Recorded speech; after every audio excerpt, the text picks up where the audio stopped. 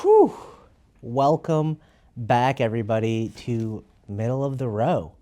Brought to you by M.A.D Media. My name is Ben. Of course, I hope you remember that.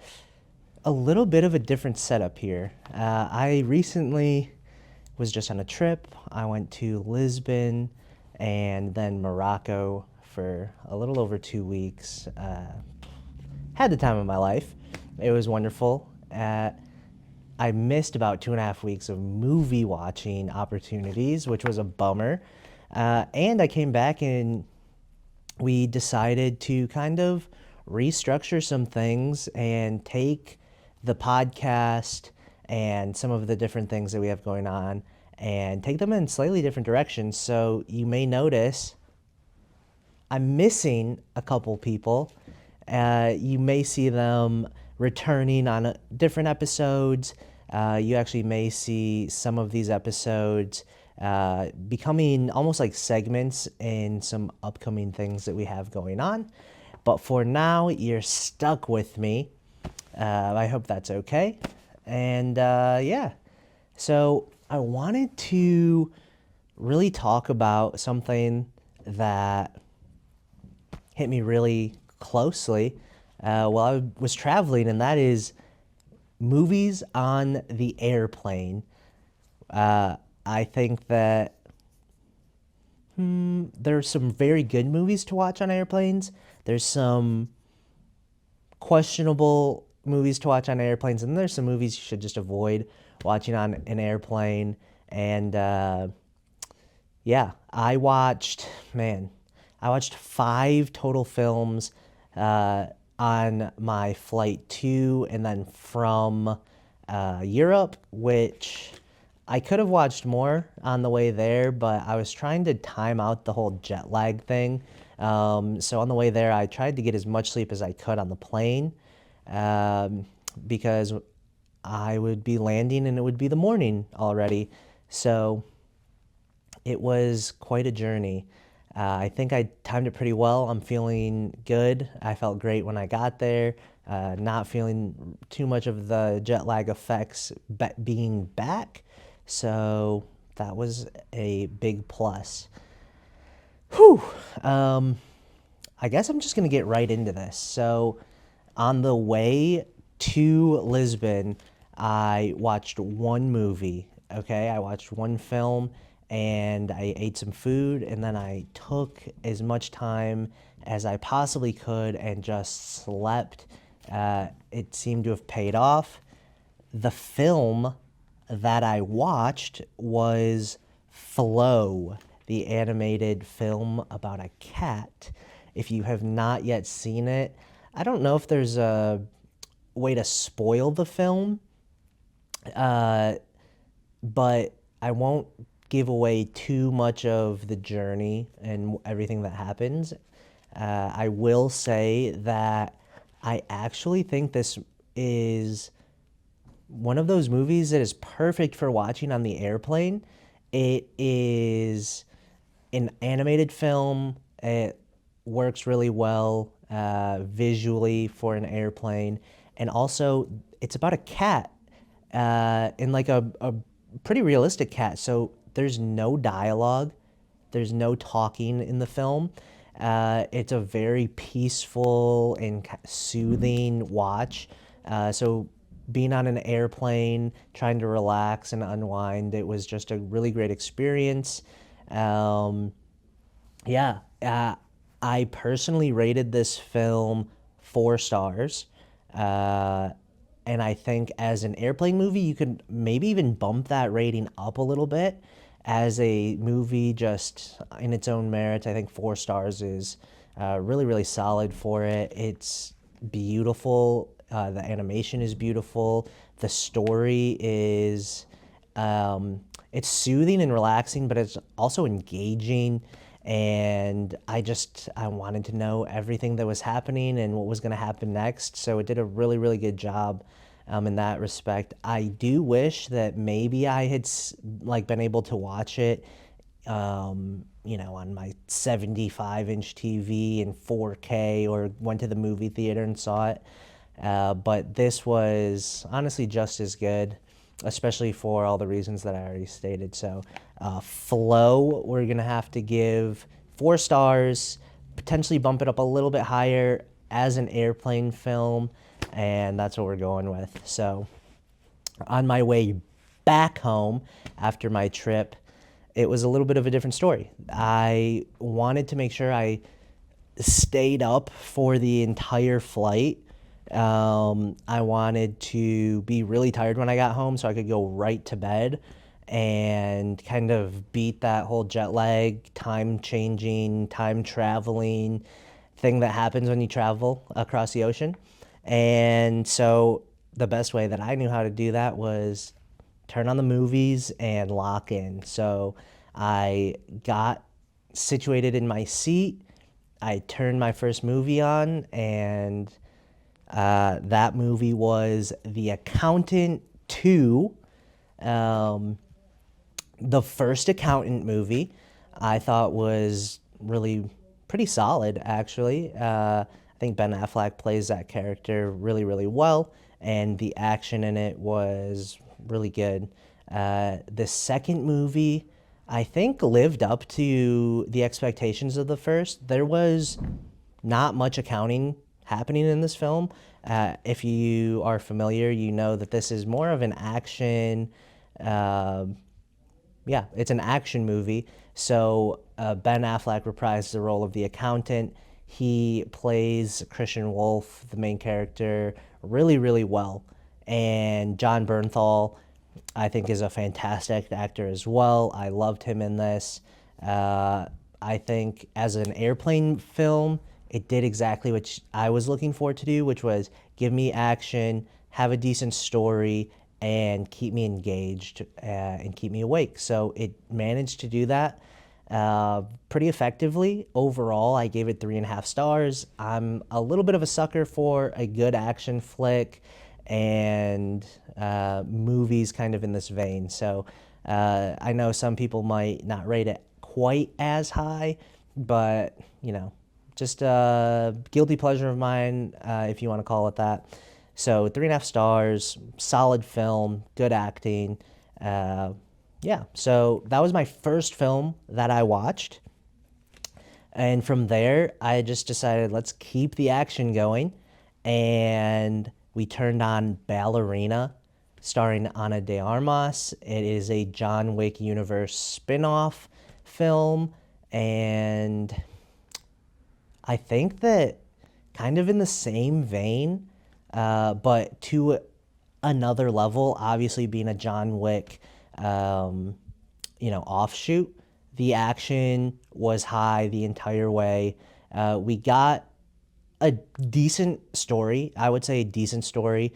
As expected with a lot of the John Wick films, the plot line and the story are there. It makes enough sense. But what we're really there is for the nonstop action. Ana de Armas absolutely crushed it. I mean, I think she did such a fantastic job in this role. She plays a girl named Eve, and obviously she grows up in the Ruska Roma family of assassins and that whole life. Uh, we kind of get a really interesting, a bit of a deeper dive into the John Wick universe. So we learn about some of these other groups and how some of these people are trained and brought up, which was interesting. We do get the John Wick cameo a couple times in the film. It's actually kind of neat to me how they tied in while the events of John Wick are happening.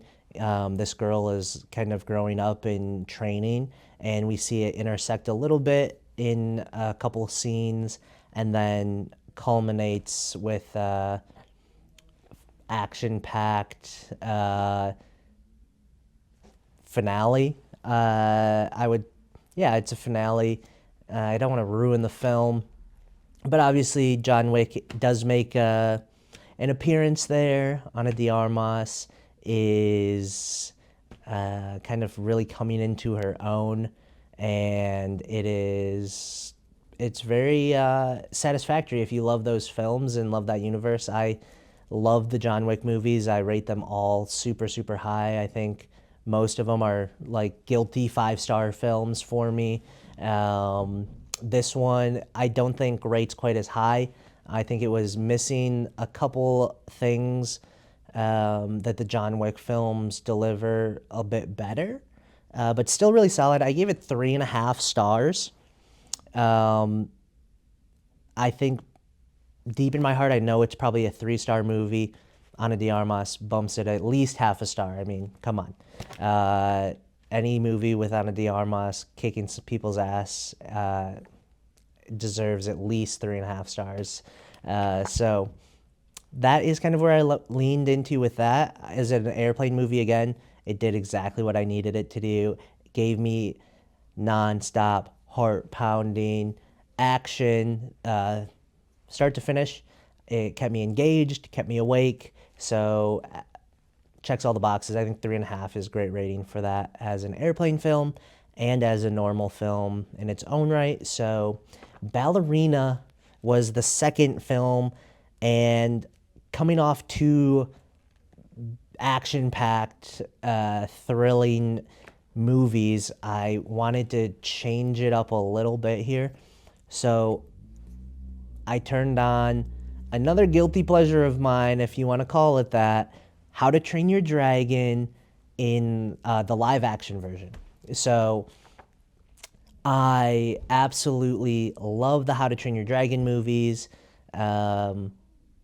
Animation was on point, and the films are amazing. If you don't feel anything when you watch these films, I don't know if you have a heart.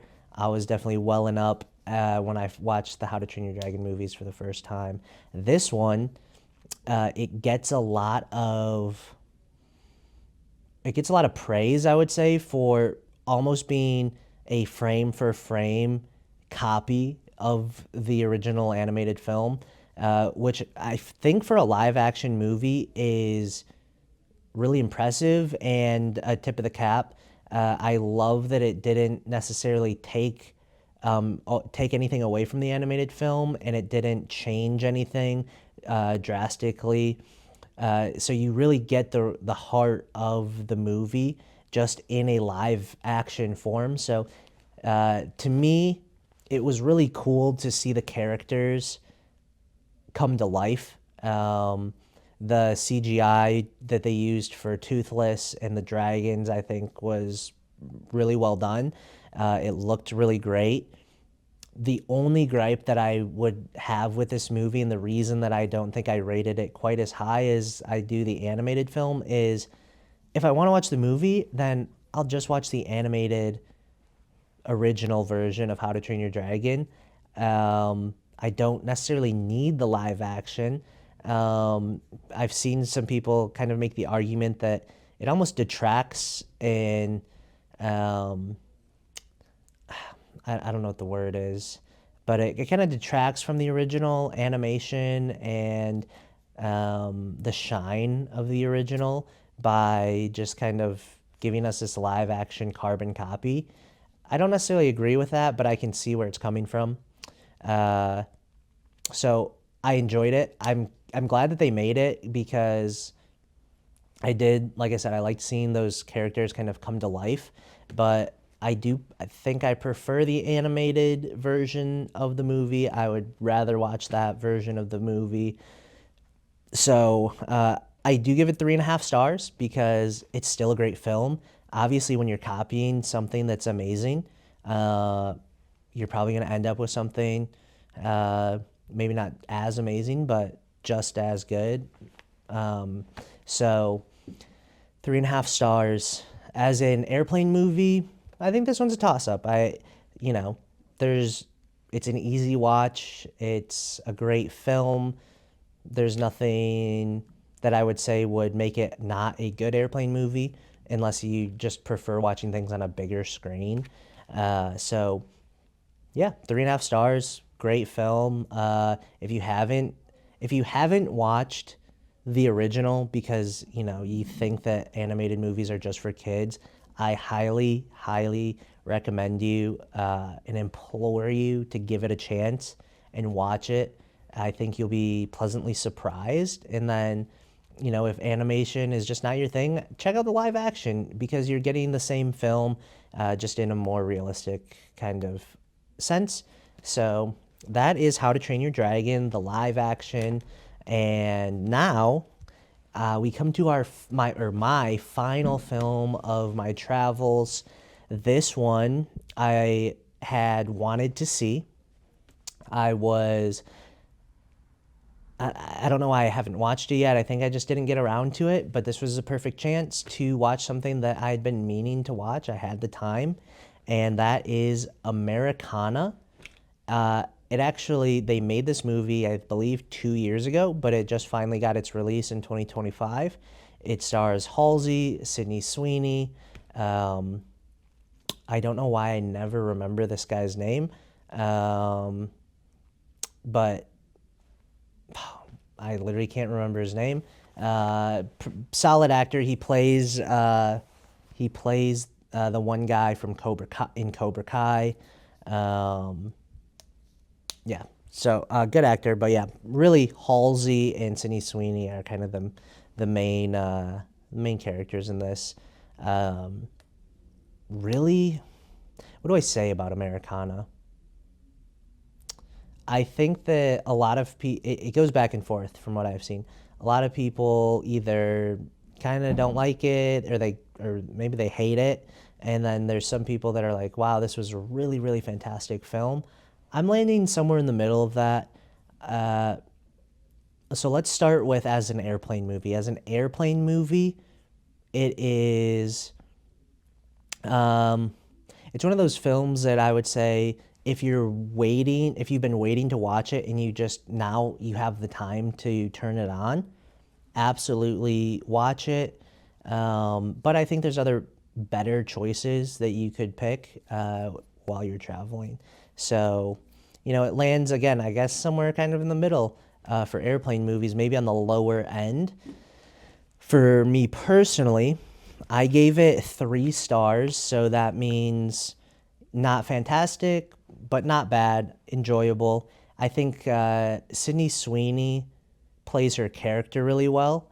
A lot of people are kind of annoyed by her acting or they don't necessarily appreciate it. I think she plays her roles well. She's cast for specific roles, and I think she plays them pretty well. Halsey, I think Halsey carries this film. Halsey can literally do anything. She's Halsey, amazing. I would love to see her in more movies. I think she's a really fantastic actress. Obviously, an amazing singer. So yeah, I would want to see more Halsey, and yeah, the film kind of it follows this. It follows, I guess, it follows a few storylines. Um, I don't think that you need to be like super, super locked in. It's not a super confusing movie, but there are multiple storylines kind of happening in the film. It's structured in a way that I think works well for it. All the stories kind of they link together and then converge into a final act, which is funny and stupid and silly and suspenseful, a little bit of action, a little bit of drama, all in one. I enjoyed the film. There's a lot going on in this movie.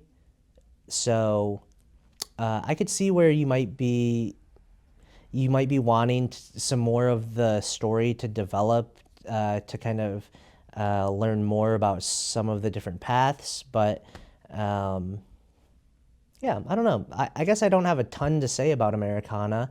I didn't hate it. I didn't love it. It was solid, 3 stars. And it's one of those movies that if you've been wanting to see it, I think you should see it and you will probably enjoy it. If you have not wanted to see it or you think it looks stupid, then if you watch it, you'll probably feel that kind of way. It's a movie that probably won't change your mind about how you feel about it, but when before you go into it, and that's okay. So there's a lot of movies like that out there.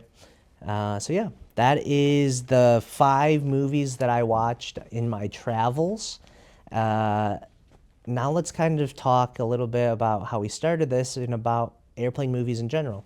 I think that I think that airplane films or film watching, right? Because I don't think anyone makes a movie to be shown on an airplane.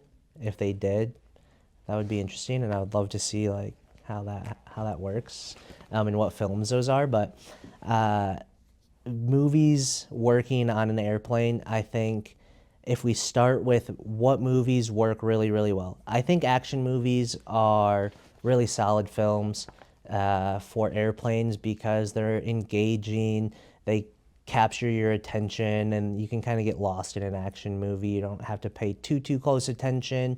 Um, but they're good, typically good. They can be bad, but they serve their purpose of keeping you engaged, right, while you try to pass time on this plane. I think those do really well. I also think that um, I actually enjoy kind of like the informational documentary movies that you wouldn't necessarily decide to watch while you're picking a movie because maybe you don't have the time, or the time that you do have you want to dedicate to this more serious films, things like that. So I love kind of these informational documentary, or kind of films that fall in that. I watched a yacht rock documentary on one of my flights and I loved it. It was just fun, and there was a lot of good music, and I actually learned a lot. So movies like that, I think, are special because you have the time to just sit there and watch them, and you can really pay attention to something like that. So kind of really 2 different action movies, and then kind of movies you do have to watch and listen and pay attention to. Both of those I think do really well. And there's a lot of other movies that are like, there's just good movies in general that do well on airplane screens. Moving to movies that don't necessarily work but aren't the worst thing to watch on an airplane, I would say like big blockbuster films that are meant to be seen, on the big screen, lots of color, like big visuals. Sometimes those don't necessarily translate the best because you're watching on such a small little box, right? So it's hard to have that same effect of being immersed into a film when you're sitting on an airplane. Uh, those can be a little bit difficult to watch. I think comedies kind of fall in this realm too. Comedies could kind of go up, right, and be great movie or airplane movies to watch because they do engage you, and they can just be fun. But I also think that sometimes comedies on an airplane are, they could just be kind of uncomfortable.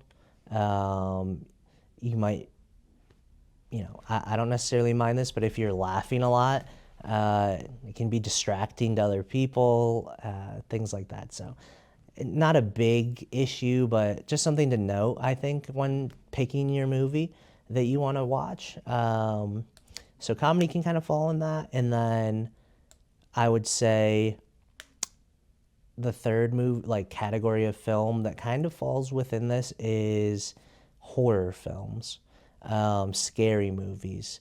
These are oftentimes darker, so sometimes harder to see, and then sometimes the content is just, if someone looks over and looks at your screen, or if other people are kind of looking at what you're looking at, you never know what scene they're catching, right? It could be someone getting chopped up or stabbed. It could be, a naked woman on the screen. Who knows, right? So those can always be interesting films when on an airplane. I'm going to throw this last category in there, but I don't necessarily follow this rule at all. and that is really sad movies. Now, you've heard me talk about this before, but bawling your eyes out sitting on an airplane can be a bit comical, I suppose, if other or distracting if other people are around you. It could be a bit awkward. So movies that really just make you cry a lot aren't necessarily the perfect film for an airplane, but you know, it is what it is. And then the last thing is movies you should try to avoid when you're on the airplane. So, man, I feel like there's no specific type of film, and I think they avoid putting a lot of these movies as movies you can watch on airplanes. But the big one I would say is like very explicit films, right? So either over the top, crazy amounts of gore, or over like a very explicit nudity, right?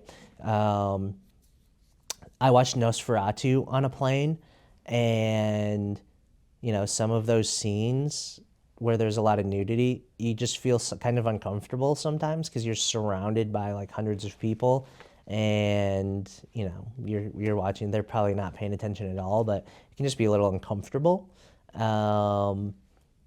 I actually on my one of my most recent flights, I wasn't, I just kind of looked over to my left over here, and there was a person kind of diagonal to me watching a movie, and I don't know what they were watching, but all I saw were boobs on the screen, which I didn't mind, and I was actually like, what are they watching over there? But that was, just kind of something that can happen that you may or may not feel comfortable being involved in. So movies like that, try to avoid those. A lot of times they don't necessarily put them on there, but they definitely have some adult content in the movies that you're watching that they do put on there. So to each their own. I will never tell someone not to watch a movie, but just something to think about the next time you're on a flight and you're trying to pick your next film. But yeah, I hope you guys enjoyed this. They're quick, quick videos. This one might not have been as quick, but try to do quick videos. Do some engaging content talking about movies. I'm going to talk about movies that I've either recently watched, movies that I love, or maybe I'm just going to talk about some sort of movie-related topic. I love middle of the row. I love doing this. I do not want it to stop. I hope you guys don't either. So I am powering through. I'm continuing on. You are going to see more of this content. And I guess if you don't want to see it, then just don't watch it. But you made it this far, so hopefully you're enjoying listening or watching. But yeah, guys, that's really all I got. I appreciate you watching, tuning into this. I will be back. I'm going to try to post a little bit more consistently and more regularly. I don't have another trip planned, at least for a few weeks. Yeah, at least for a few weeks. So you'll be getting the consistent content. If I do have something coming up, you'll be the first to know. You're awesome. You're awesome. But yeah, this is, it's not the best podcast, but hey, we're not the worst out there. We're middle of the row. Thanks for watching. We'll see you later.